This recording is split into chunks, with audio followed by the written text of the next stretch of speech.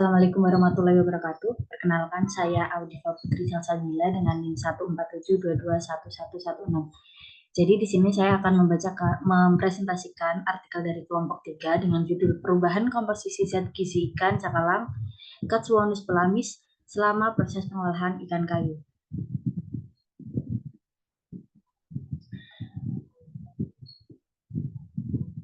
Perubahan komposisi zat gizi yang terdiri dari protein, lemak, dan kadar air ikan cakalang selama proses pengolahan ikan kayu. Hasil dari penelitian ini menunjukkan adanya perubahan komposisi zat gizi pada ikan kayu dengan peningkatan kadar protein dan lemak serta penurunan kadar air. Uji organoleptik tidak menunjukkan pengaruh yang nyata terhadap tingkat kesukaan panelis terhadap ikan kayu. Proses pengolahan ikan kayu sendiri ini memberikan pengaruh yang sangat nyata terhadap peningkatan kadar lemak. Selain itu, proses pengolahan ikan kayu melibatkan ekstraksi lemak, uji organoleptik, analisis kadar air, protein, dan lemak yang menunjukkan perubahan signifikan dalam kualitas dan komposisi nutrisi ikan kayu. Metodologi penelitian ini melibatkan proses pengolahan ikan kayu yang mencakup ekstraksi lemak, uji organoleptik, dan analisis kadar air, protein, dan lemak. Ikan kayu ini diproses dengan cara tertentu untuk kemudian dilakukan ekstraksi lemak.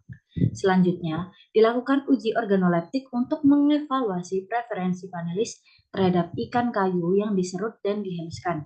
Analisis dilakukan terhadap kadar air, protein, dan lemak ikan kayu sebelum dan setelah proses pengolahan untuk mengetahui perubahan komposisi zat gizi selama proses tersebut.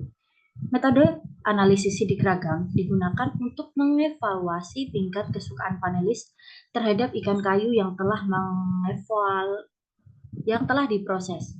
Penelitian ini bertujuan untuk memahami dampak proses pengolahan terhadap komposisi nutrisi pada ikan kayu. Pada penelitian ini menunjukkan adanya perubahan komposisi zat gizi pada ikan kayu selama proses pengolahan. Terjadi peningkatan kadar protein dan lemak, serta penurunan kadar air pada ikan kayu setelah proses pengolahan.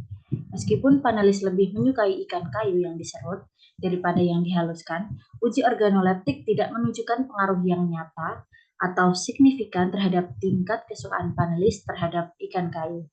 Proses pengolahan ikan kayu juga mempengaruhi kualitas dan komposisi nutrisi pada ikan kayu, dengan peningkatan yang signifikan dalam kadar lemak.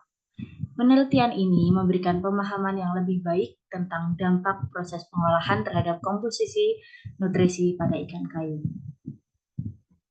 Jadi, bisa disimpulkan bahwa penelitian ini menunjukkan adanya perubahan komposisi zat gizi pada ikan kayu selama proses pengolahan.